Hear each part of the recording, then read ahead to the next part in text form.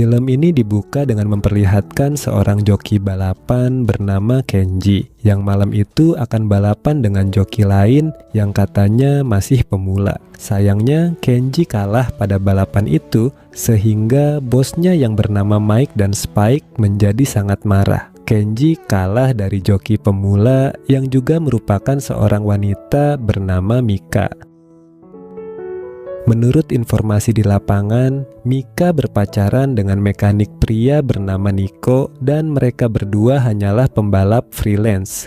Bukan seperti Kenji yang khusus balapan untuk bengkelnya Spike. Kekalahan ini tentu mengakibatkan Spike kehilangan banyak uang. Tapi untungnya dia berpacaran dengan seorang tante kaya yang selalu siap membantu keuangannya asalkan Spike bisa memuaskan hasratnya.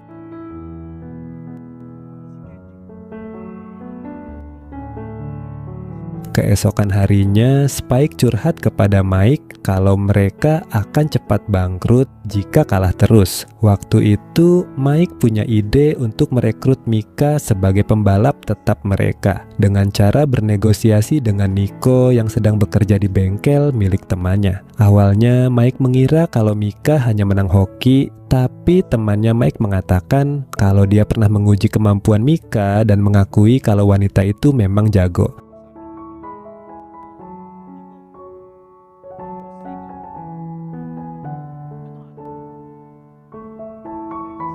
Ketika Spike berbicara dengan Nico, dia dan Mike langsung menawarkan kerjasama agar Nico dan Mika menjadi joki mereka. Namun Nico tidak bisa memutuskan hal ini sendirian. Jadi dia berjanji menghubungi Mike dan Spike setelah membicarakannya dengan Mika. Saat Nico berbicara kepada Mika tentang tawaran tadi, ternyata sang pacar bersedia jika Nico yang menjadi mekanik motornya. Setelah sepakat untuk mencoba tawaran itu, mereka berdua pun bermesraan sebelum tidur.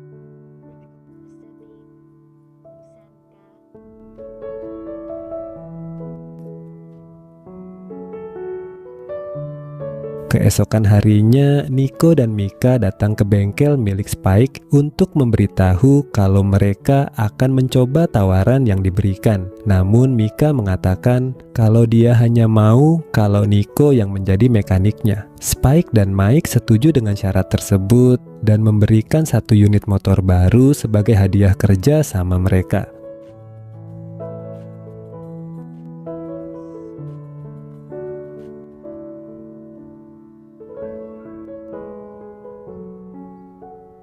Beberapa saat kemudian, Glenda tante kaya pacarnya Spike juga datang ke bengkel itu dan Spike langsung memberitahu kalau dia baru saja merekrut Nico dan Mika sebagai joki baru mereka. Namun, Glenda merasa cemburu karena Spike terus saja memandangi Mika. Supaya sang pacar tidak ngambek, Spike pun merayu Glenda dengan cara minta ganti oli di dalam mobil.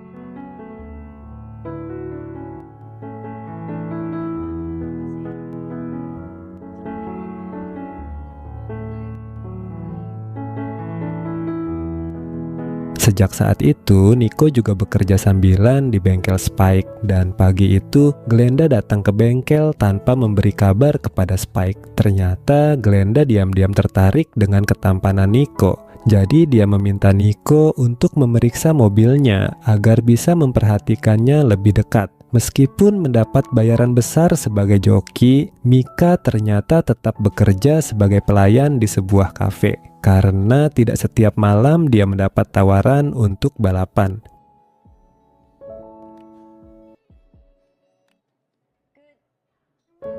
Pada saat itu, Spike datang ke tempat Mika bekerja sambil mengiming-imingi kesuksesan bagi wanita itu sehingga tidak perlu bekerja di kafe lagi. Sementara itu, setelah selesai Nico mengecek mobilnya, Glenda kemudian mencoba untuk menggoda pria itu. Tapi aksinya keburu ketahuan oleh Spike. Nah, untuk meredam kecemburuan dari Spike, Glenda pun mengajaknya bermesraan di dalam kantor.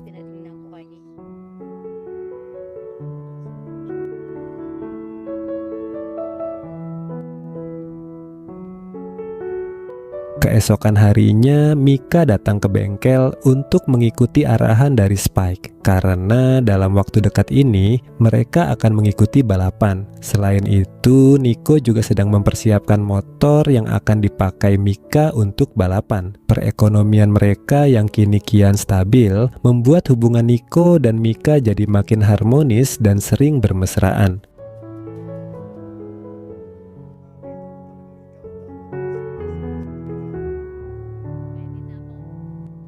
Beberapa hari kemudian, tibalah hari balapan, di mana Mika pertama kalinya menjadi joki bagi bengkel Spike. Sayangnya adegan balapan ini tidak ditampilkan dengan lengkap, tapi tahu-tahu Mika lah yang menjadi pemenangnya. Dan kemenangan Mika itu membuat Kenji merasa iri. Berkat hasil yang baik dari Mika, Spike, dan Mike, jadi percaya diri untuk mengikuti balapan yang lebih besar, dan mereka berdua memasang Mika sebagai joki utama.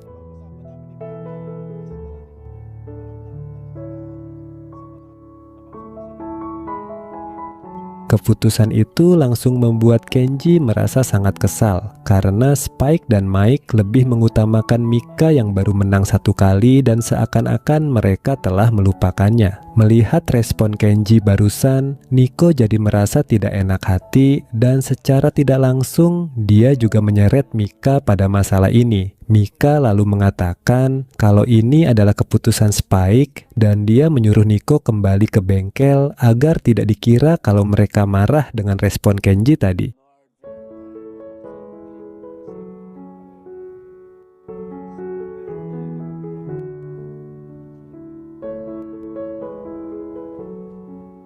Sementara itu, Kenji yang kesal punya ide untuk cari ribut dengan Nico dengan cara meletakkan kain kotor di dalam jok motor pria itu. Tidak seberapa lama, Nico yang kembali ke bengkel pun akhirnya menemukan kain kotor itu dan mengetahui kalau Kenji adalah orang yang meletakkannya. Mereka berdua pun ribut hingga akhirnya Kenji diusir oleh Mike dari bengkel itu.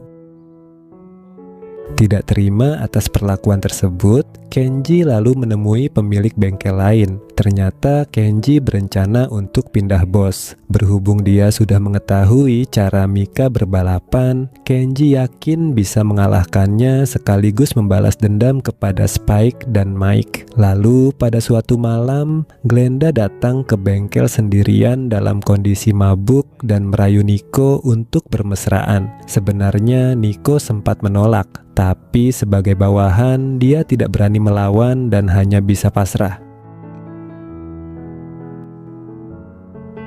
Ternyata peristiwa itu diketahui oleh Mike. Berhubung di bengkel mereka ada CCTV, Mike lalu memperlihatkan rekamannya kepada Spike yang tentu membuat pria itu merasa sangat marah. Spike pun meminta bantuan Mike untuk balas dendam kepada Nico. Pada saat itu, Mike berpura-pura mendapat telepon dari temannya yang menjual suku cadang dan dia mengajak Nico untuk mengambilnya agar Spike bisa berduaan dengan Mika.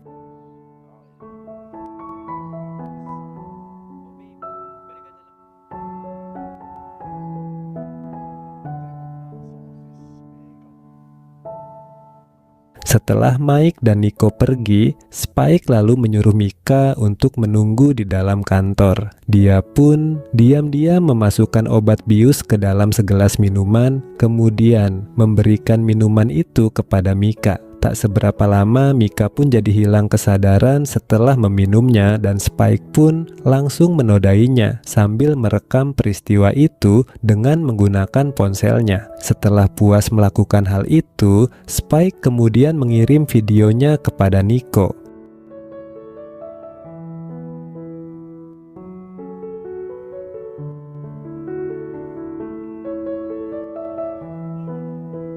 Nico yang terbakar emosi pun langsung meminta penjelasan pada Mika yang baru pulang. Ketika Mika bilang kalau dia telah dijebak oleh Spike, Nico tidak percaya. Mika pun jadi emosi dan membeberkan kalau dia tahu tentang perselingkuhan Glenda dan Nico. Nico membela diri jika dia tidak sanggup menolak. Mika pun langsung menskakmatnya dengan bilang bagaimana dengan dirinya yang dibius oleh Spike sehingga tidak punya pilihan. Mendengar hal itu, Nico langsung merasa bersalah dan memeluk Mika yang sedang menangis. Dia sadar kalau mereka telah dipermainkan oleh Spike dan Mike. Nico pun berjanji pada Mika akan membalas perbuatan dua orang itu. Beberapa hari kemudian, Spike dan Mike kena batunya. Ketika mengikuti balapan besar, Mika dan Nico sengaja tidak datang sehingga dua orang itu dianggap kalah dan harus membayar uang taruhan tanpa bertanding. Dan film ini pun selesai.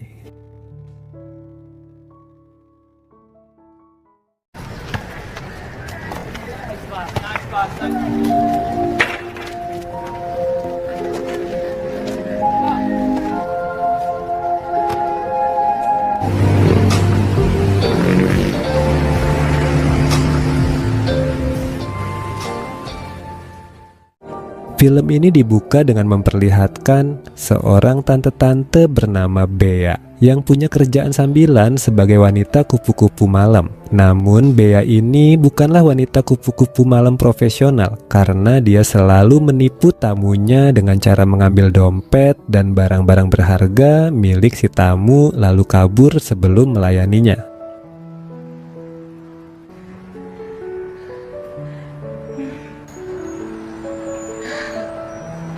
Scene kemudian beralih ke sebuah kampus di mana Bea ini sebenarnya bekerja sebagai staf bimbingan konseling bagi para mahasiswa. Pada saat itu, Bea sedang memberikan konseling kepada seorang mahasiswi sekaligus anak tirinya yang bernama Erin. Karena selama beberapa bulan ini nilai-nilai Erin mengalami kemerosotan, tapi Erin tidak mau mendengar nasihat Bea.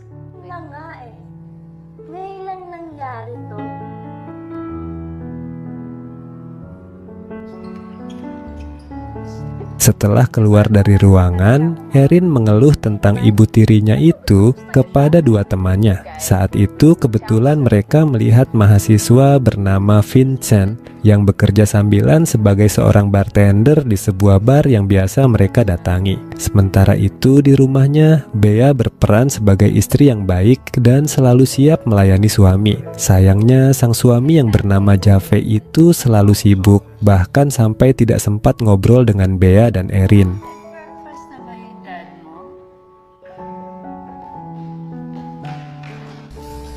Di malam harinya, ketika Vincent bekerja di bar, ada seorang pria yang memesan 2 minuman dan tiba-tiba memasukkan obat bius ke salah satu minuman yang akan dia berikan kepada Erin. Beruntung Vincent melihatnya, sehingga dia sengaja menjatuhkan minuman tersebut agar Erin terhindar dari rencana jahat. Dan ketika Vincent akan pulang, dia melihat Erin dalam kondisi mabuk berat sehingga dia pun berbaik hati untuk mengantar gadis itu pulang.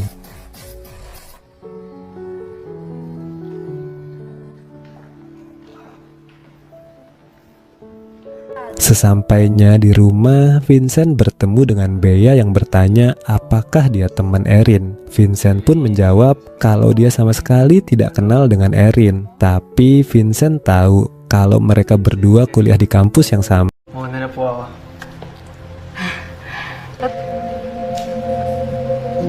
Pada suatu ketika, Bea memanggil Vincent ke ruangannya untuk membicarakan tentang beasiswa dan pekerjaan Vincent sebagai bartender di bar. Ternyata, Bea ingin menawarkan pekerjaan tambahan kepada Vincent, yaitu mengawasi Erin jika datang ke bar dan melaporkan semua kegiatan Erin. Sesuai perintah Bea, Vincent mulai mengawasi kegiatan Erin yang saat itu sedang bersenang-senang bersama Buddy. Sampai akhirnya Buddy diajak pergi oleh temannya.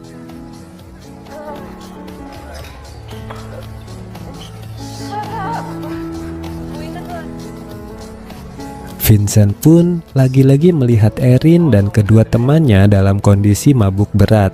Jadi dia kembali berinisiatif untuk mengantar Erin pulang, walaupun gadis itu bersikap jutek kepadanya. Keesokan harinya saat berada di kampus, Erin kembali melihat Vincent yang sedang bermain basket dan jadi merasa sedikit tertarik kepadanya.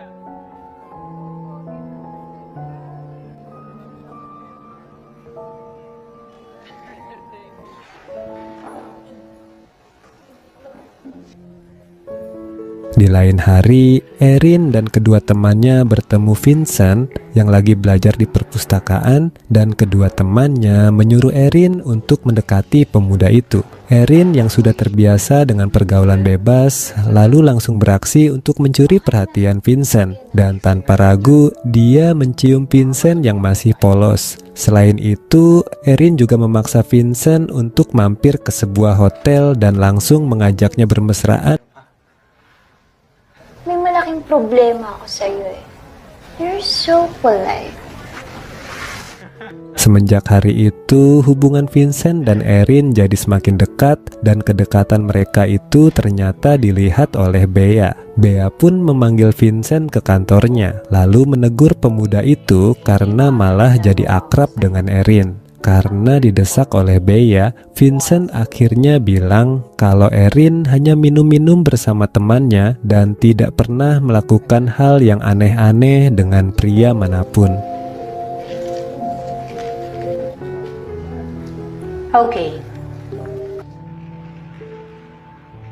Suatu malam, Erin mengajak Jave dan Bea untuk makan malam di sebuah restoran mahal. Ternyata di sana, dia tiba-tiba memperkenalkan Vincent sebagai pacar barunya. Meski tidak suka kalau putrinya berpacaran, Jave akhirnya bertanya tentang latar belakang Vincent. Vincent pun jujur jika dia berasal dari keluarga miskin dan dia harus bekerja sebagai bartender untuk menyekolahkan ketiga adiknya. Tell us about yourself. Anong buhay? Saan ba nag-aaral? Dad. Ang galing pamilya mo? Saan kayo nakatira? Kemunculan Vincent sebagai sosok pacar yang miskin tadi membuat perhatian Jave jadi tersita dan itu sangat diinginkan oleh Erin yang haus perhatian sang ayah. Sepulangnya dari makan malam, Erin mengajak Vincent mampir ke rumahnya untuk ngobrol-ngobrol. Saking asiknya mereka pun sampai kebablasan dan bermesraan di ruang tamu. Bea yang diam-diam menyaksikan hal itu kemudian merekamnya. Okay na. Tulog na sila.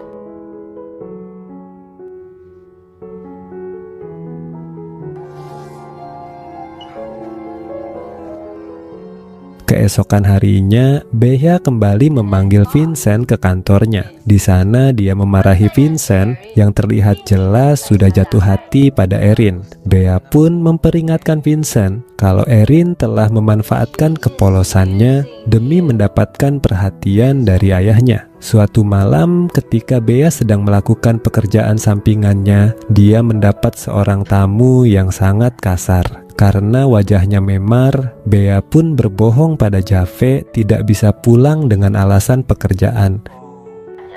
Admin emergency meeting.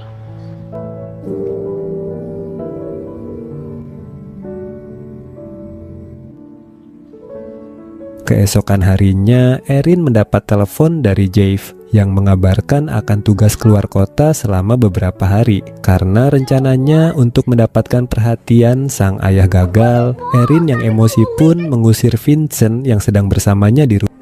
Sementara itu, Bea yang belum bisa pulang ke rumah menyuruh Vincent datang ke hotel tempat dia tinggal untuk sementara waktu. Di sana Bea berbohong kalau dia telah dikasari suaminya. Vincent yang polos pun larut dalam kebohongan cerita Bea, sehingga rasa kasihannya berubah menjadi hasrat. Mereka berdua pun akhirnya melakukan perbuatan tidak senonoh di hotel itu. Gusto na akong makipaghiwalay sa akin.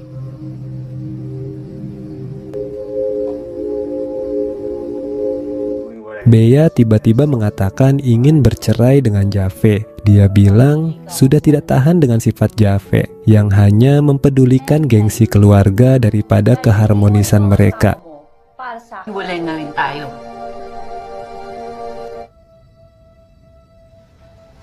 Sejak saat itu keluarga tersebut jadi berantakan dan Bea bisa meneruskan perjalanan cintanya bersama Vincent. Film ini pun selesai.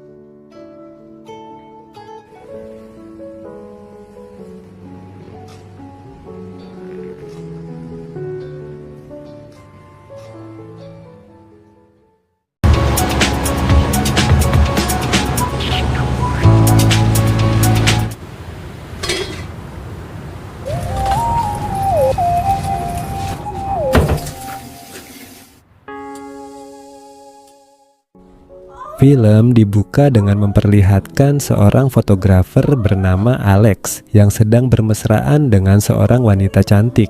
Di rumahnya, Alex membangun studio foto mini dan melayani orang-orang yang ingin mengabadikan momennya lewat foto. Terkadang ada pelanggan yang baper pada Alex, sehingga mengajaknya untuk bermesraan. Ya, contohnya seperti wanita cantik tadi. Di depan rumah Alex terdapat sebuah warung makan sederhana milik tetangganya yang baru beroperasi beberapa minggu terakhir. Sejak warung itu dibuka, Alex kerap menjadi pelanggan tetap, bukan hanya karena masakannya yang lezat dan terjangkau, tetapi juga karena sosok penjualnya. Wanita itu bernama Marta. Meski usianya tidak lagi muda dan telah bersuami, Marta masih terlihat cantik dan pulen.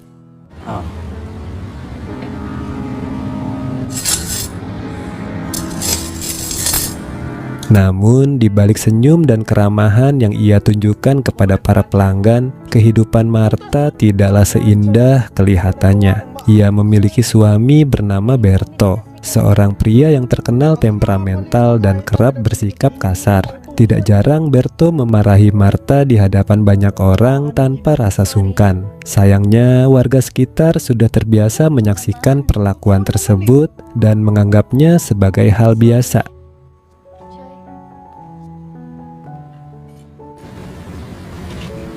Pada suatu kesempatan, Alex meminta izin kepada Marta untuk menggunakan toilet di warungnya. Padahal jarak rumah Alex sebenarnya cukup dekat dan ia bisa saja kembali ke rumahnya sendiri. Namun semua itu hanya akal-akalan Alex dan Marta saja yang ternyata menjalin hubungan gelap di belakang Berto. Di dalam toilet, mereka bermesraan dan terlihat jelas kalau itu bukanlah kali pertama mereka melakukannya. Malam harinya, suasana rumah Marta kembali memanas. Marta protes dengan sikap kasar Berto di hadapan pelanggannya. Ia juga memperingatkan sang suami untuk berhati-hati dengan bisnis ilegal yang sedang dijalankannya. Dengan nada sombong, Berto bilang kalau ia punya koneksi kuat. Pada perdebatan itu diketahui kalau besok Marta akan memiliki karyawan baru karena karyawan yang lama berhenti bekerja.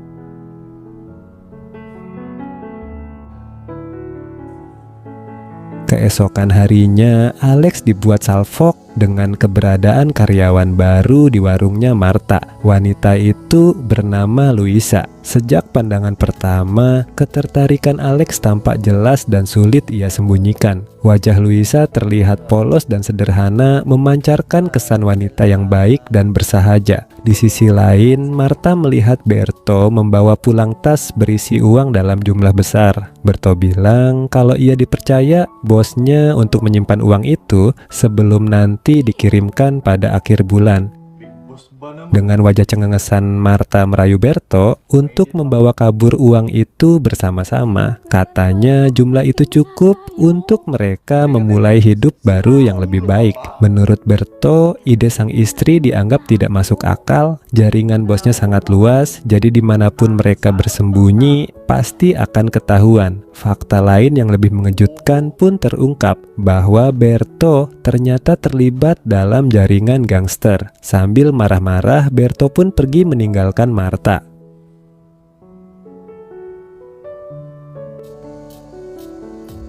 Pada malam harinya, saat Alex sedang membersihkan lensa kameranya di depan jendela, ia melihat sosok Luisa di seberang rumah sedang berganti pakaian. Tanpa pikir panjang, Alex memanfaatkan momen tersebut untuk mengambil gambar. Namun Luisa menyadari hal itu dan langsung menutup tirainya. Anehnya, ketika mereka tanpa sengaja bertemu di pasar, Luisa tetap ramah kepada Alex dan tidak menyinggung kejadian itu. Bahkan, Luisa memperbolehkan Alex untuk membantu membawakan barang-barangnya. Apartment ko. Kaya Nag-ayos kasi ako ng papeles para makapag-dito. Lang natin. wala yun. Seiring berjalannya waktu, hubungan Alex dan Luisa semakin dekat. Keduanya kerap menghabiskan waktu bersama dan saling mengenal lebih dalam. Melihat kedekatan Luisa dan Alex, entah mengapa membuat Berto jadi marah. Ia pun mengancam Alex. Meski begitu, Alex tidak menggubrisnya. Ia tetap berusaha mendekati Luisa dengan caranya sendiri, mengajaknya berkeliling kota, ngobrol santai, dan menikmati kebersamaan di berbagai tempat.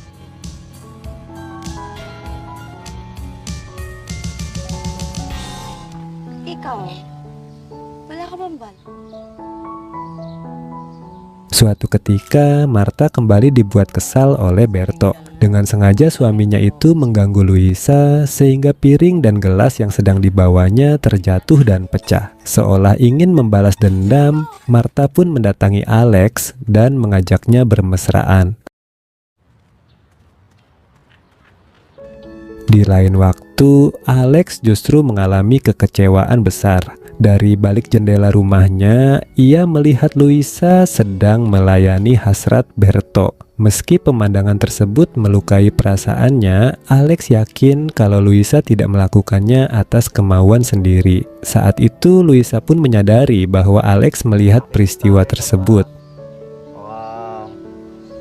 Dugaan Alex jika Luisa terpaksa melayani hasrat Berto ternyata benar. Keesokan harinya, ketika Luisa memakai jasa Alex untuk mengambil gambarnya, ia mengaku terpaksa melayani hasrat Berto karena takut pada ancaman pria itu. Meski Alex juga mengaku takut pada sosok Berto, fotografer itu pun akhirnya bersedia membantu Luisa. Tentunya ada harga yang harus dibayar Luisa untuk bantuan tersebut, yaitu bermesraan dengan Alex.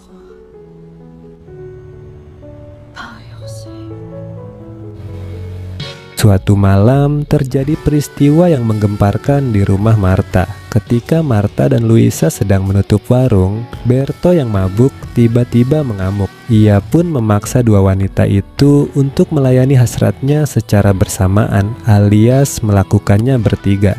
Sejak kejadian malam itu, hubungan Marta dan Luisa menjadi canggung. Keduanya lebih banyak diam, seolah masih dibayangi rasa takut dan kebingungan atas apa yang telah terjadi.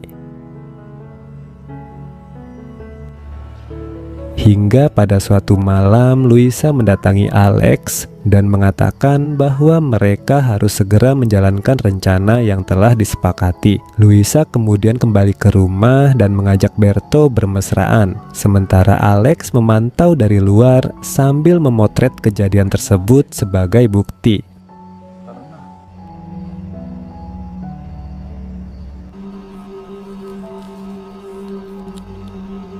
Namun keberadaan Alex akhirnya disadari oleh Berto. Di tengah situasi yang semakin kacau, Luisa melihat kesempatan dan mengambil pisau yang tersembunyi di bawah kasur. Dengan satu tindakan nekat, ia pun melenyapkan nyawa Berto. Tak lama kemudian, pihak kepolisian datang dan Luisa pun ditangkap. Namun beberapa minggu kemudian, Luisa dibebaskan berkat foto-foto Alex.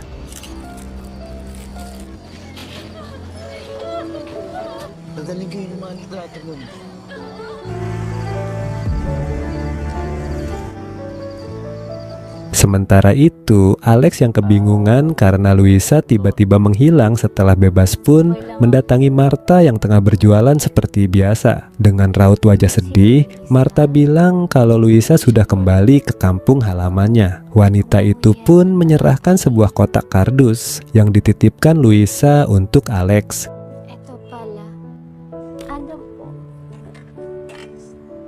Rupees. Dari kotak kardus itu, kebenaran lain pun terungkap. Peran Marta ternyata sangat besar dalam hilangnya nyawa Berto. Ketika Luisa sedang melayani hasrat Berto, saat itu Marta ternyata bersembunyi di bawah kasur.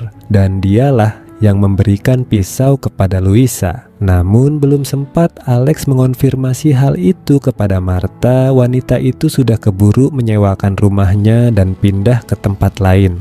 Scene kemudian beralih memperlihatkan sosok Martha yang sedang berdiri di pinggir jalan. Tak lama berselang sebuah mobil mendekat dan ternyata pengemudinya adalah Luisa. Dengan berbekal uang milik bosnya Berto, Martha dan Luisa yang ternyata adalah sepasang kekasih itu pun memilih meninggalkan kota itu. Mereka memulai kehidupan baru di tempat yang jauh dan menjalani hidup dengan kebahagiaan yang selama ini mereka perjuangkan. Lalu film pun selesai.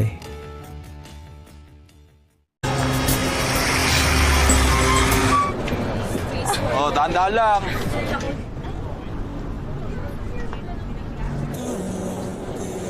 Okay lang.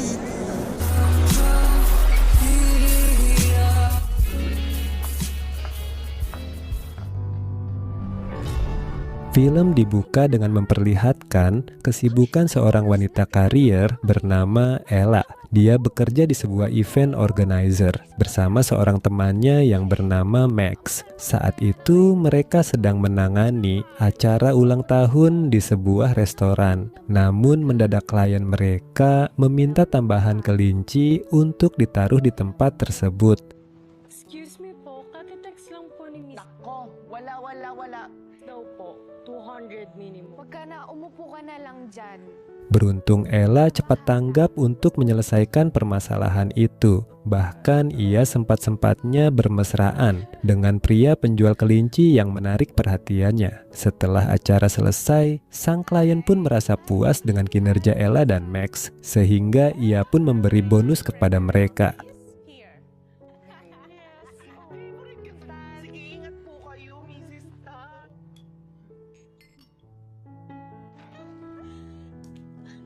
Suatu hari Ella bangun kesiangan dan langsung panik ketika Max mengingatkannya ada meeting di hari itu.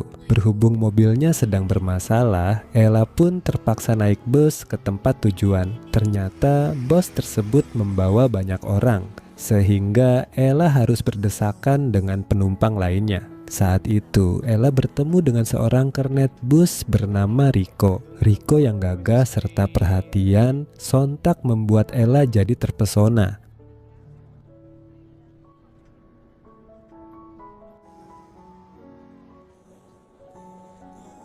Ketika sedang nongkrong dengan Max, Ella menceritakan pertemuannya dengan Rico. Dia merasa telah menemukan pria idamannya. Ella pun memutuskan untuk menaiki bus itu lagi supaya bisa bertemu dengan Rico. Sayangnya Ella harus menelan kekecewaan karena hari itu Rico mengambil bus dengan rute berbeda.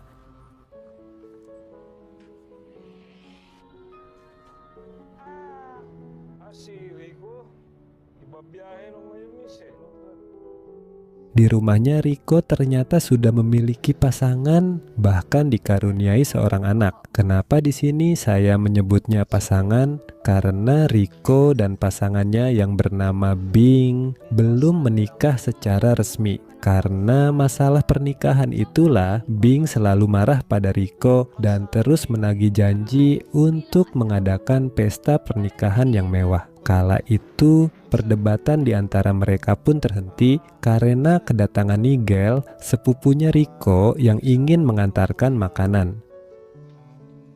Thank you, Nigel, ah. Pero, salamat. Mauna na ako. Ha? Beberapa hari kemudian saat Rico bekerja mengambil rute sebelumnya, dia kembali bertemu dengan Ella yang sengaja menaiki bus tersebut. Seperti bertelepati, Rico pun menghampiri Ella dan tanpa basa-basi mereka langsung saling menggerayangi di tengah kerumunan penumpang bus tersebut. Scene berikutnya memperlihatkan Rico yang sedang ngobrol dengan bosnya. Saat itu Rico meminta gaji di depan, namun bosnya bilang tidak bisa dan menyuruh Rico untuk mencobanya di lain waktu.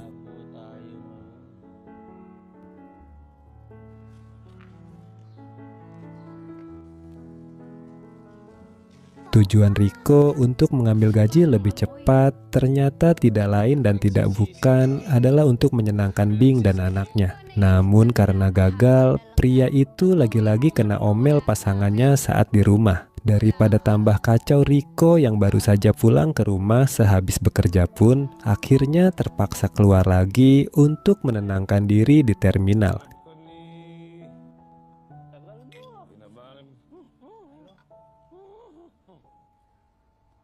Di sana Rico ternyata sudah ditunggu oleh Ella yang saat itu sedang mencarinya. Rico lantas heran kenapa wanita secantik dan semapan Ella mau susah-susah bertemu dengannya. Padahal dia hanyalah seorang kernet bas yang miskin, namun Ella tidak peduli akan hal itu dan hanya ingin bersenang-senang dengan Rico. Akhirnya mereka berdua pun nekat bermesraan di dalam bas.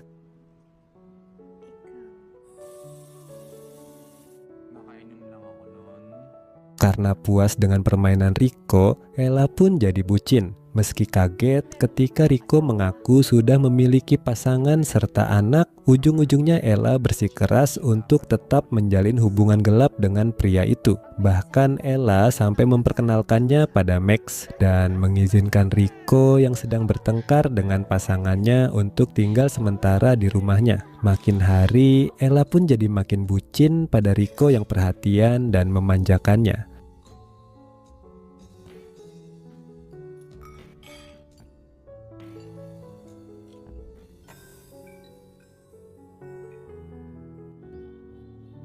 Suatu hari Rico memutuskan untuk pulang ke rumah. Namun baru beberapa saat berada di sana, Bing langsung mengomelinya lagi. Bing bilang kalau peran Rico di rumah itu hampir tidak ada, sehingga dia selalu mendapat bantuan dari Nigel, sepupunya Rico, dan tetangga sekitar. Nah, ketika Rico dan Bing cekcok, Ella mengirim pesan untuk mengajak Rico ketemuan. Tentunya Rico lebih memilih untuk bertemu wanita idaman lainnya itu.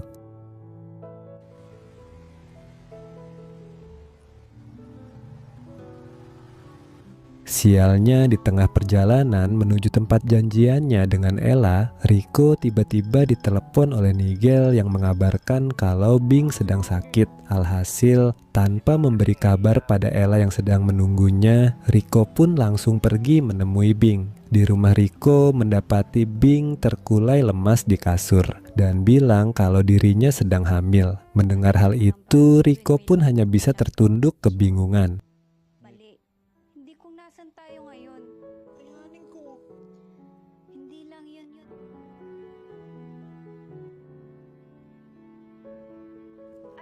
Keesokan harinya, Ella yang kehilangan kabar dari Rico sontak pergi mendatangi terminal. Di sana, ia mendapat info kalau Rico sedang cuti menjaga istrinya yang hamil. Hati Ella hancur seketika. Beberapa hari kemudian, Rico mendatangi rumah Ella untuk mengembalikan barang-barang pemberiannya. Setelah puas memarahi Rico, Ella pun memutuskan pria itu. Rico hanya bisa mengucapkan maaf serta terima kasih untuk semuanya. Ella adalah hal terbaik yang pernah ada di dalam hidupnya. Talaga ako ng pagkakataon. Sabihin mo, ganun din naman pala tingin mo sa akin eh.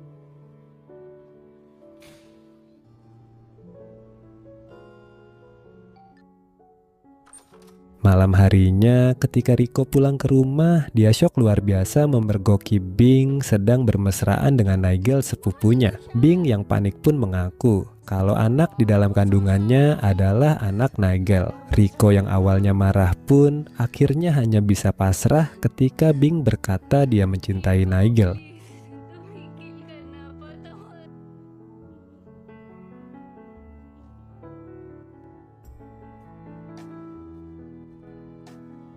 Meski dirinya lah yang memutuskan hubungan dengan Rico, Ella ternyata masih belum bisa move on. Sambil menangis sesenggukan di pelukan Max, Ella bilang semua kenangan tentang Rico ada di tiap sudut rumah itu. Ternyata perasaan Ella sudah terlalu dalam untuk Rico. Hingga 4 bulan kemudian, takdir mempertemukannya kembali dengan pria itu di sebuah halte bus. Rico bilang tidak punya keberanian untuk pergi ke rumah Ella. sehingga selama 4 bulan ini dia menunggunya di tempat itu. Ka sa bahay mo eh.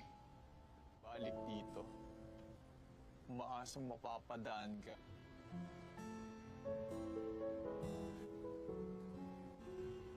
Rico mengaku merindukan Ella, bahkan ketika wanita itu ada di depannya seperti sekarang. Dia ingin Ella memberinya kesempatan untuk bersama lagi. Sambil menahan perasaannya, Ella berkata kisah mereka sudah berakhir. Namun saat Rico dan Ella berpisah dan mengambil jalan masing-masing, tiba-tiba mereka berdua saling berbalik arah kemudian berpelukan. Ternyata rasa cinta di antara mereka terlalu kuat untuk dipisahkan, dan film ini pun selesai.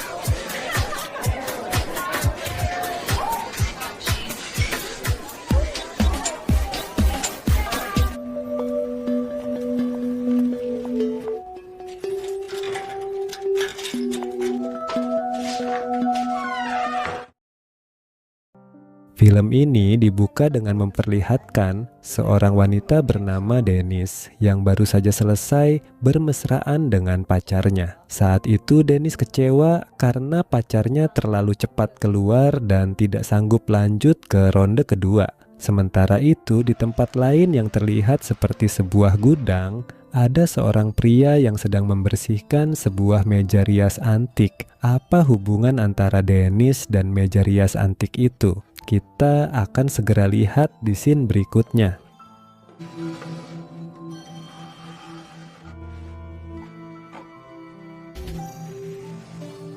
Ternyata Dennis ini baru saja pindah ke sebuah apartemen dan memerlukan beberapa perabotan untuk mengisi tempat itu. Kebetulan hari itu sepulangnya Dennis dari berbelanja kebutuhan dapur, dia melewati sebuah toko barang antik yang juga menjual perabotan. Dennis yang merasa tertarik pun langsung masuk untuk melihat-lihat barang yang dijual di toko itu. Setelah melihat-lihat beberapa barang, mata Dennis langsung tertuju pada sebuah meja rias antik berwarna putih.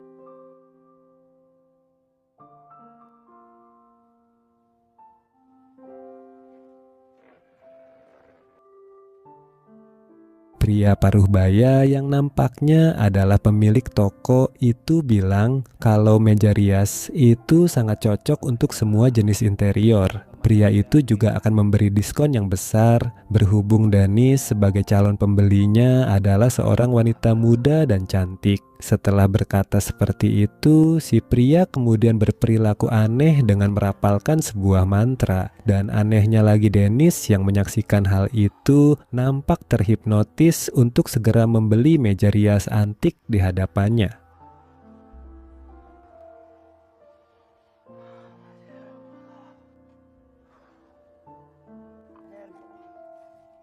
Selang beberapa jam kemudian, meja rias itu sudah tertata rapi di sudut kamar apartemen Dennis. Merasa kegerahan setelah memindahkan barang-barangnya, Dennis pun memutuskan untuk mandi. Anehnya, ketika selesai mandi kemudian bersolek di depan cermin, Dennis merasakan dorongan yang kuat untuk mengubek-ubek goanya dengan menggunakan jari. Saat melakukan hal itu, Dennis mendapatkan kepuasan yang tidak pernah didapatkannya, bahkan ketika sedang bermesraan bersama pacarnya.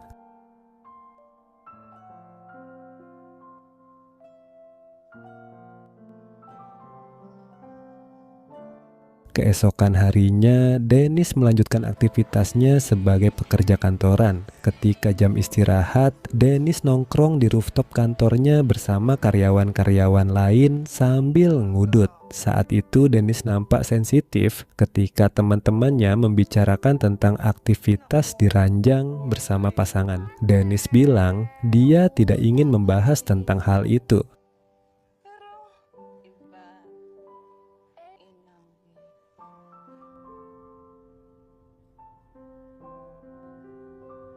Namun ketika pulang dengan diantar oleh mobil perusahaan, Dennis malah teringat ketika terakhir kali dia bermesraan sang pacar yang terlalu cepat keluar. Bagi Dennis itu sangat menjengkelkan. Namun tadi malam semuanya seakan terlunasi ketika dia mendapat kepuasan setelah mengubek-ubek goanya di depan cermin. Dennis pun buru-buru pulang ke rumah, mandi, kemudian melakukan ritual yang sama seperti kemarin malam. Ketika melakukan hal itu, Dennis merasa dirinya sangat cantik dan tidak membutuhkan orang lain.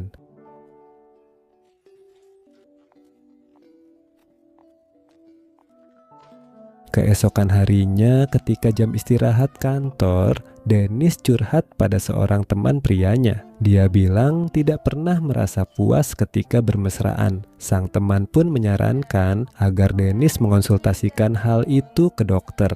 Namun Dennis langsung meralat ucapannya. Dia memang tidak puas kalau bermesraan dengan pacarnya, tapi kalau memakai jarinya sendiri, dia bisa mendapatkan kepuasan tersebut. Menurutnya itu tidak jadi masalah.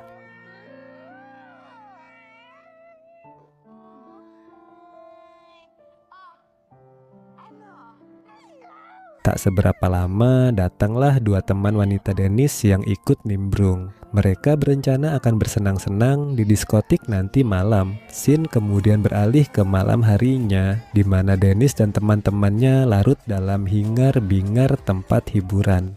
Saat itu mata Dennis tertuju pada seorang pria gagah yang dari tadi memandanginya. Setelah joget bersama sebentar, Dennis dan pria itu pun kemudian bermesraan di toilet. Namun lagi-lagi Dennis kecewa karena milik pria itu kecil.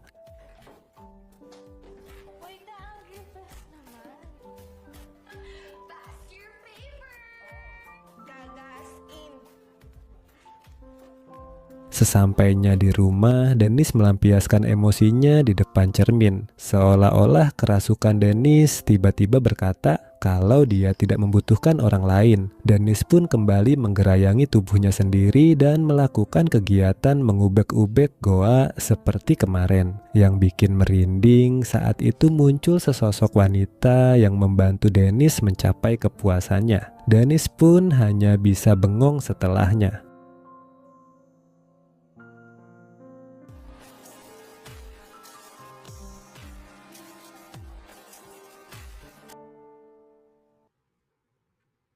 Keesokan harinya di kantor, Dennis jadi sering melamun. Semua orang dibuatnya kesal, bahkan ketika teman prianya bercanda padanya, Dennis langsung mengasarinya. Dia seolah kehilangan kendali pada tubuhnya sendiri. Malam harinya, Dennis dan teman-temannya kembali melepas penat di diskotik. Kebetulan saat itu juga hadir seorang karyawan pria yang sering curi-curi pandang pada Dennis. Dennis yang memang gatel pun menggoda pria itu dan mengajaknya ke apartemen untuk bermesraan.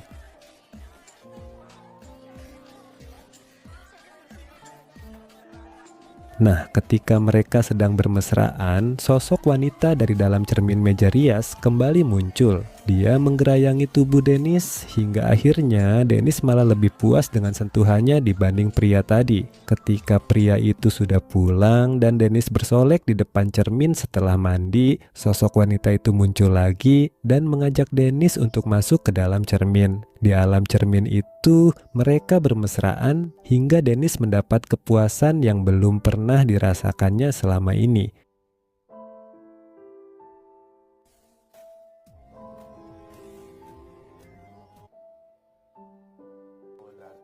Scene beralih ke 1 bulan kemudian, di mana orang-orang yang mengenal Dennis sedang diinterogasi oleh polisi secara bergantian. Dari interogasi itu terungkap kalau sudah 1 bulan terakhir ini Dennis menghilang tanpa kabar dengan meninggalkan barang-barangnya di apartemen. Tidak ada yang tahu kemana perginya wanita itu. Karena tak kunjung ada kabar dari Dennis, pemilik apartemennya pun memutuskan untuk membuang semua barang-barangnya, termasuk meja rias antik itu.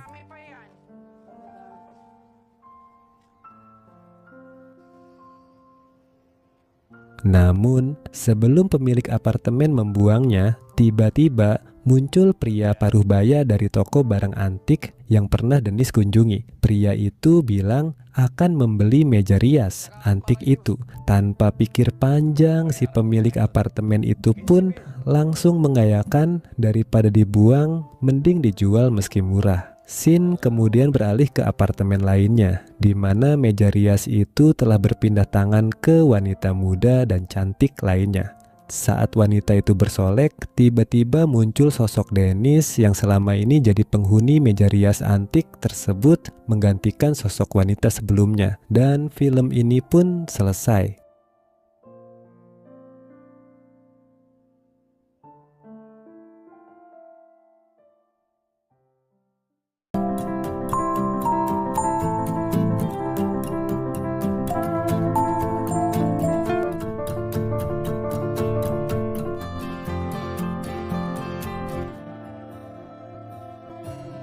Film dibuka dengan memperlihatkan seorang remaja SMA bernama Lance yang sedang menghayal bermesraan bersama teman sekelasnya yang cantik, yaitu Mayumi. Sayangnya hayalan Lance itu harus buyar karena diganggu oleh sahabatnya yang bernama Brian. Ternyata Lance naksir pada Mayumi yang baru saja pindah ke sekolah itu.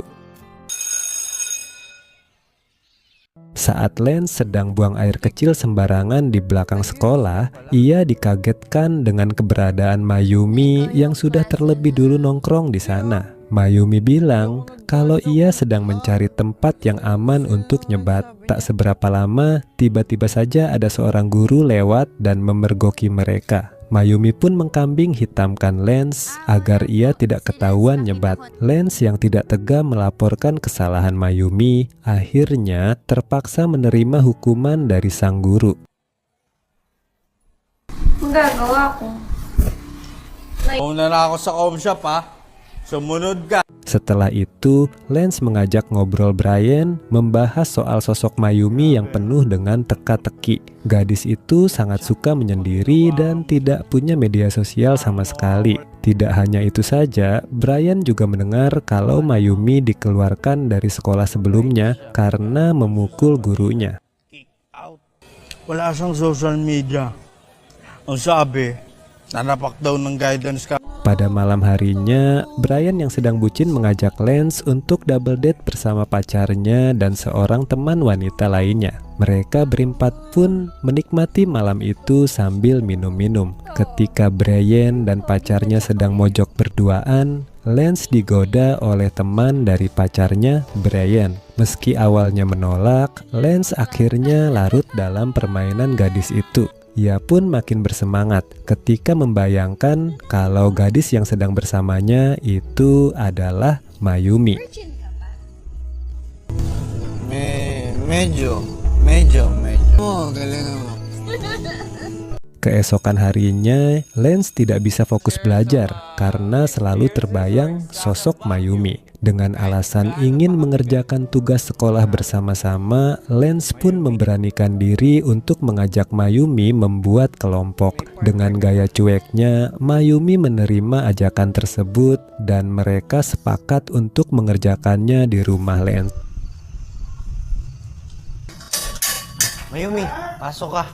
Setelah berbasa-basi dengan sang ayah yang menyambut ramah kepulangannya bersama Mayumi, Lance pun segera mengajak gadis itu ke kamarnya. Di sana, Lance dan Mayumi mulai mengobrol tentang kehidupan masing-masing. Lance mengungkapkan kalau cita-citanya ingin menjadi dokter, sedangkan Mayumi hanya diam saja ketika ditanya tentang cita-citanya. Tanpa diduga oleh Lance, di tengah-tengah mereka belajar, Mayumi malah menggodanya. Tak ayal mereka pun akhirnya larut dalam kenikmatan. Corny mo.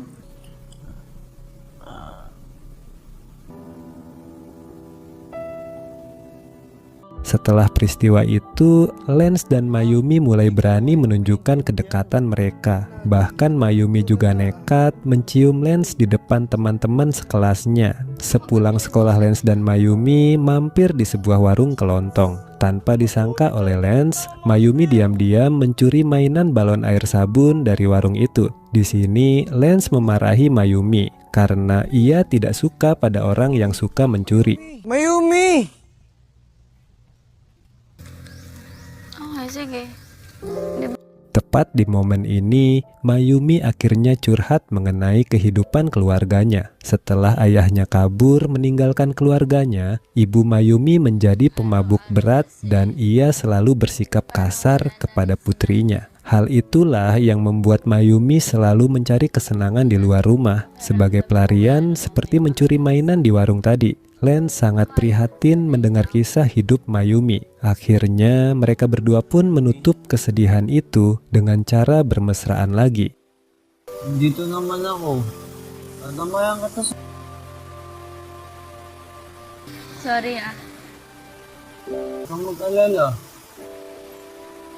Sejak saat itu, hubungan Lance dan Mayumi semakin dekat. Mereka sering menghabiskan waktu bersama dan bermesraan di dalam hutan. Hingga suatu ketika mereka dipergoki warga saat sedang melakukan perbuatan itu. Akibat kejadian itu, Mayumi dilaporkan langsung pada ibunya. Lance bisa melihat secara langsung perlakuan kasar ibu Mayumi kepada sang anak. Gosip tentang Lance dan Mayumi yang ketahuan bermesraan pun langsung tersebar dengan cepat di sekolah. Karena hal itu, untuk sementara waktu, pasangan itu memilih untuk saling menjauh.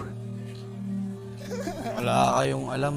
Saat Mayumi sedang sebat, Brian tanpa sengaja melihat gadis itu. Setelah mengobrol cukup panjang, Mayumi merasa sifat dan kelakuan Brian lebih cocok dengan dirinya. Hingga pada saat malam harinya, Brian dan Mayumi pun lanjut minum-minum. Di momen itu, Mayumi yang mulai mabuk menggoda Brian hingga terbawa suasana dan akhirnya mereka pun bermesraan.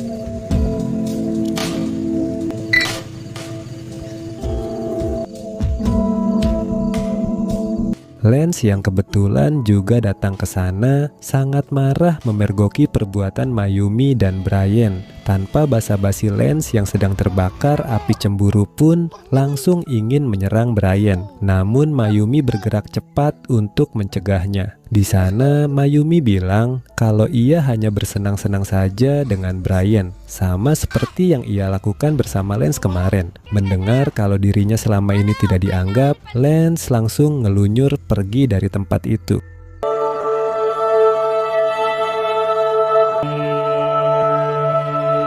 Keesokan harinya, Lance yang patah hati mendapat brosur beasiswa kedokteran dan surat dari Mayumi. Ternyata Mayumi memutuskan untuk kabur dari rumah dan menghilang entah kemana. Di akhir film diperlihatkan beberapa tahun kemudian Lance sudah berhasil menjadi seorang dokter. Meski belum bisa melupakan Mayumi sepenuhnya, Lance berusaha menerima kalau tak semua cinta harus berbalas. Terkadang mencintai sepenuh hati saja sudah cukup, dan film ini pun selesai. Sapat na yung alam mo.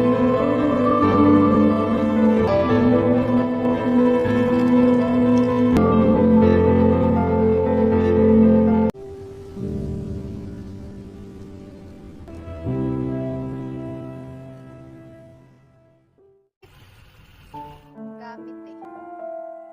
Pwede mo ba akong samahan sa loob? Tara.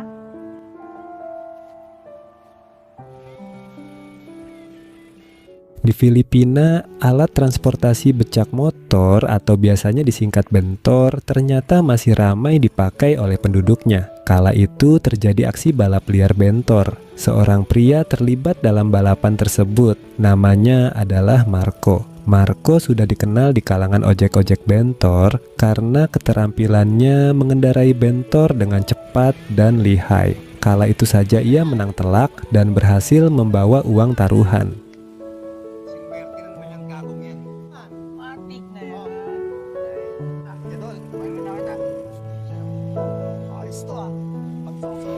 Sayangnya ia tidak bisa lama-lama di sana karena sudah janjian dengan seorang anak SMA bernama Mona yang menjadi langganannya. Tidak hanya langganan antar jemput, tapi juga langganan begituan. Setelah itu, Marco meluncur lagi ke tempat lain, di mana sebuah toko kelontong berdiri. Di sana, ia bertemu dengan pemilik toko bernama B.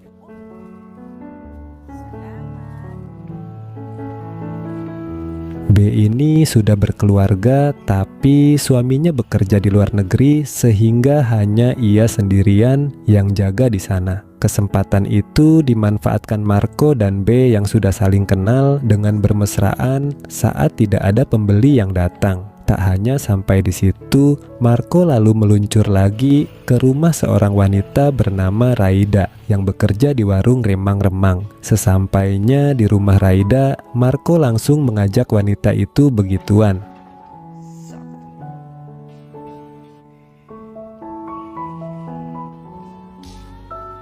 Setelah itu, barulah Marco mengantarkan Raida ke tempat kerjanya. Namun, seorang pria bernama Domeng yang bekerja menjadi penjaga keamanan di sana nampaknya tidak suka pada Marco. Mungkin ia cemburu karena Raida lebih suka diantar jemput Marco. Hampir terjadi perkelahian antara Domeng dan Marco, tapi Raida bergerak cepat memisahkan mereka.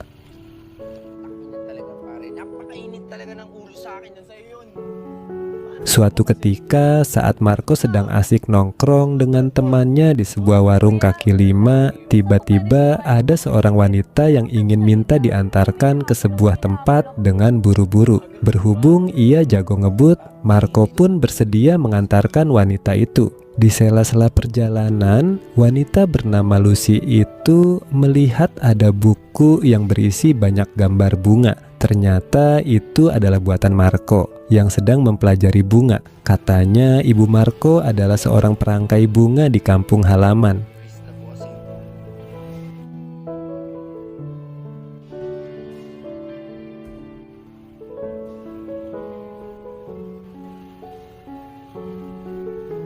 Keesokan harinya seperti biasa, Marco akan mengantar jemput cewek-cewek cantik sekaligus melayani hasrat mereka seperti sebelumnya. Lalu malamnya ketika ingin memesan makanan, tiba-tiba Lucy datang lagi meminta diantarkan dengan buru-buru. Marco pun akhirnya tidak jadi makan dan mereka pergi bersama. Marco masih belum tahu apa pekerjaan Lucy. Kenapa begitu buru-buru setiap kali minta diantarkan? Namun sejak malam itu Lucy resmi jadi langganan bentornya Marco.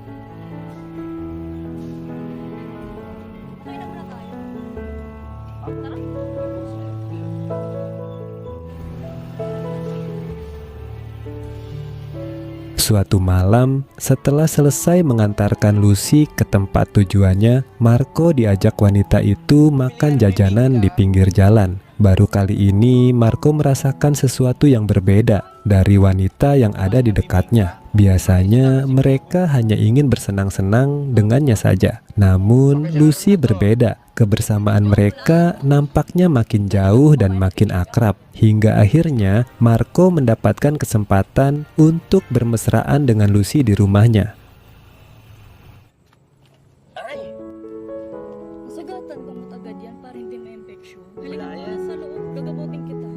Sejak bersama Lucy, Marco menjadi pria yang berbeda. Ia mulai meninggalkan pekerjaan sampingannya dengan cara menolak secara halus ajakan bermesraan dari para wanita cantik langganannya. Saking memuaskannya layanan dari Marco, para wanita cantik itu sampai menyayangkan keputusan pria itu untuk berhenti. Kini, Marco hanya fokus pada Lucy.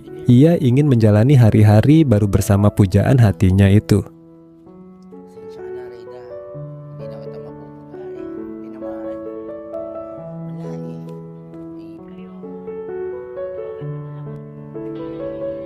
Hingga suatu malam, Marco melihat Lucy menjatuhkan banyak uang dari dalam tasnya. Lucy ternyata adalah seorang kurir uang dari bosnya yang merupakan mafia.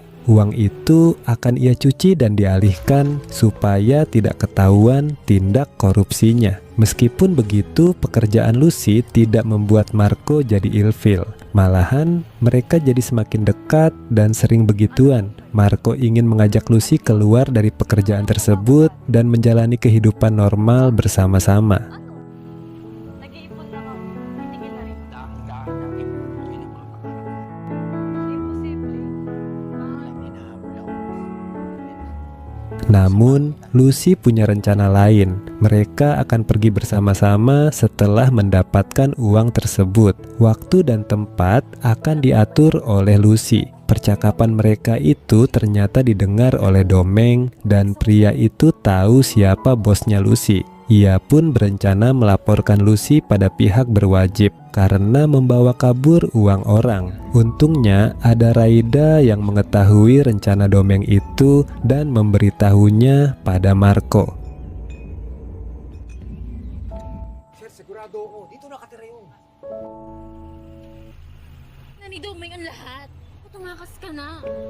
Meskipun berhasil kabur dari sergapan polisi, Domeng kebingungan mencari Lucy yang menghilang entah kemana. Di bentornya, Marco menemukan selembar foto bunga yang ia kenal. Bunga itu tumbuh di kampung halamannya. Lalu di balik foto tersebut, ada pesan dari Lucy yang memberitahu kalau ia akan menunggunya di sana. Pada akhirnya, Marco pun pergi ke sana dan bertemu dengan Lucy dengan nama yang berbeda, yaitu Sofia. Sejak itu mereka hidup bersama dan bahagia, dan film ini pun selesai.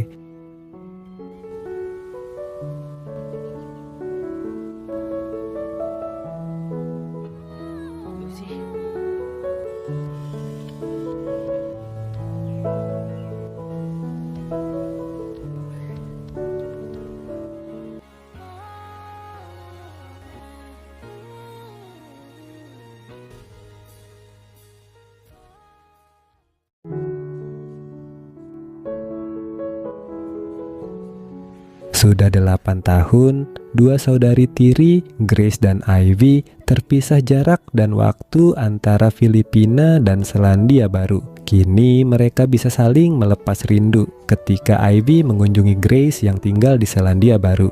Selain berkunjung, Ivy sebenarnya ingin mengikuti jejak Grace, sang kakak tiri di negara itu.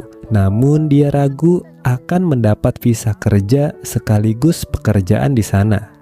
Di perjalanan menuju rumah Grace, Ivy yang memiliki hobi fotografi sangat antusias memotret pemandangan indah Selandia Baru.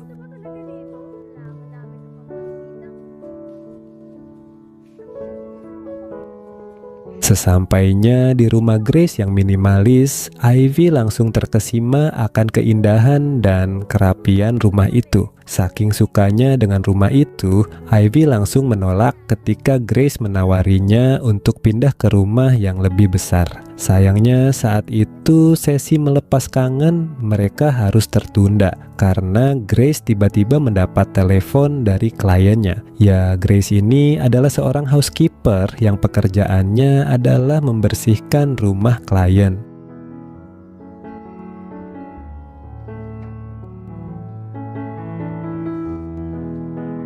Meski dirinya lelah karena jet lag, malam itu Ivy tak bisa menolak ketika Grace mengajaknya pergi ke bar. Di sana, Ivy sempat saling melempar senyum pada seorang pria yang tiba-tiba dicium oleh Grace. Ivy pun langsung memasang wajah datar ketika Grace memperkenalkan pria bernama Felix itu kepadanya. Felix yang juga berasal dari Filipina adalah pengelola bar tersebut.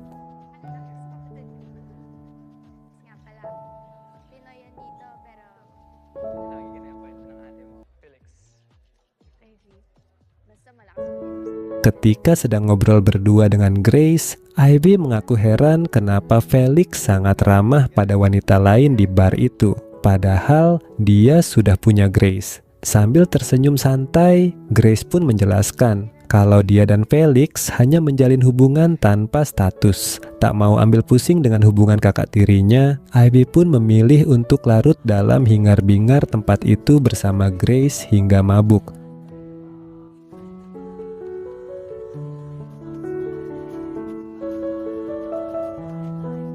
Ternyata Ivy lebih jago minum daripada Grace. Bersama dengan Felix, Ivy harus memapah Grace yang mabuk masuk ke rumah. Ketika sedang beristirahat di kamarnya, Ivy mendengar suara orang kepedesan dari kamar Grace di sebelah. Ternyata kakak tirinya itu sedang bermesraan dengan Felix. Keesokan paginya, Felix mengajak Grace dan Ivy berkeliling kota. Dengan kameranya, Ivy memotret keindahan alam serta kebersamaannya dengan Grace dan Felix.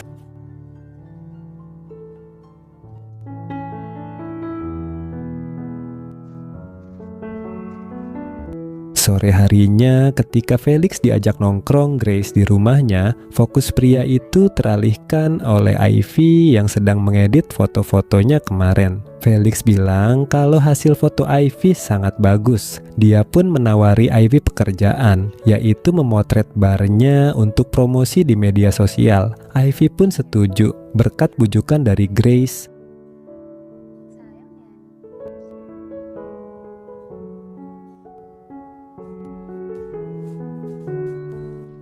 Meski pekerjaan itu hanya 1 hari saja, tapi 1 hari itu juga yang bisa merubah hubungan antara Ivy dan Felix. Ivy jadi lebih mengenal Felix yang ternyata bukan hanya pengelola bar tersebut, tapi juga pemiliknya. Bar itu adalah warisan dari ayah tiri Felix yang baik hati. Kelembutan sikap Felix terhadapnya membuat Ivy lupa kalau pria itu adalah gebetan kakaknya. Sampai-sampai ketika Felix menciumnya, Ivy hanya pasrah bahkan mau diajak bermesraan.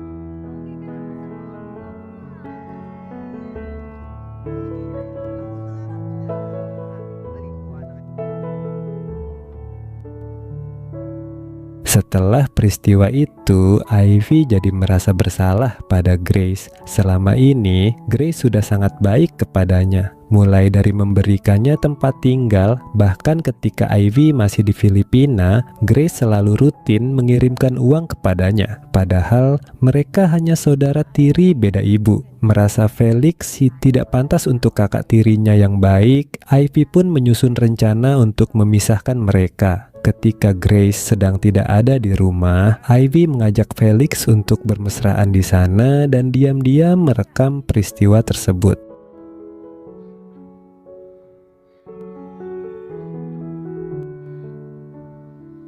Namun nampaknya Ivy malah terjebak dalam permainannya sendiri. Ketika dia bersedih karena belum juga mendapatkan pekerjaan, ada Felix yang memberinya dukungan. Perlahan hati Ivy mulai luluh dan dengan senang hati bermesraan bersama Felix. Mereka berkali-kali melakukannya ketika Grace sedang tidak ada di rumah. Sementara itu di hadapan Grace, Felix tetap bersikap seperti biasanya dan mereka juga sering bermesraan di rumah itu.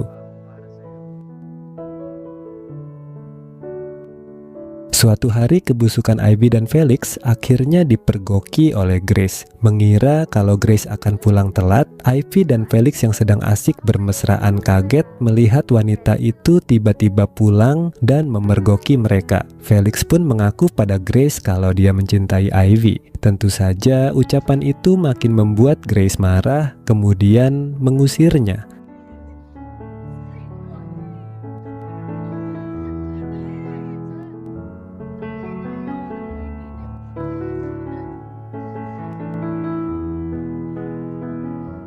Sambil menangis di hadapan Grace, Ivy berdalih kalau mau menjebak Felix. Dia hanya ingin memisahkan pria mata keranjang itu dari Grace. Mendengar hal itu, Grace malah makin marah karena cara yang dipakai oleh Ivy justru menyakitinya. Kini, Ivy hanya bisa menangis meraung-raung, menyesali perbuatannya.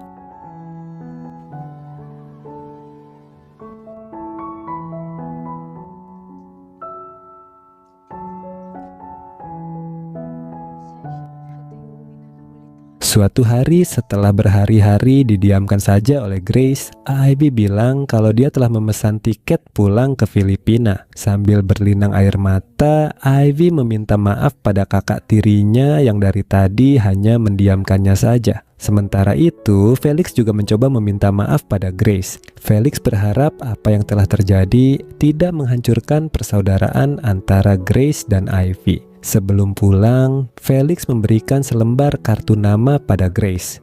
Katanya, itu adalah temannya yang bisa membantu Ivy.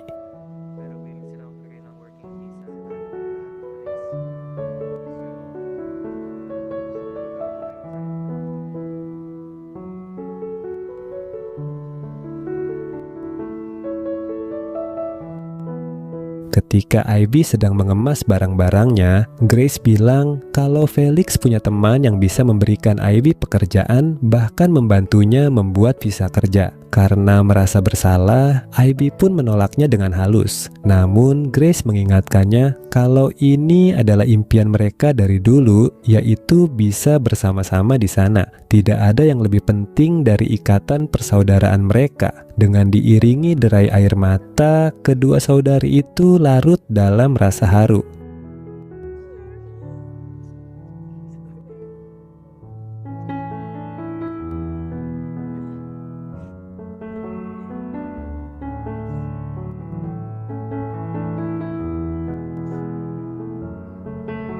Scene kemudian beralih ke beberapa waktu kemudian, di mana Grace, Ivy, dan Felix sudah mulai bisa beradaptasi dengan kondisi hubungan mereka sekarang. Grace sudah tidak bersama Felix lagi, namun pria itu berpacaran dengan Ivy. Terlihat mereka sedang nongkrong di sebuah tempat yang indah sambil tersenyum bahagia. Dan film ini pun selesai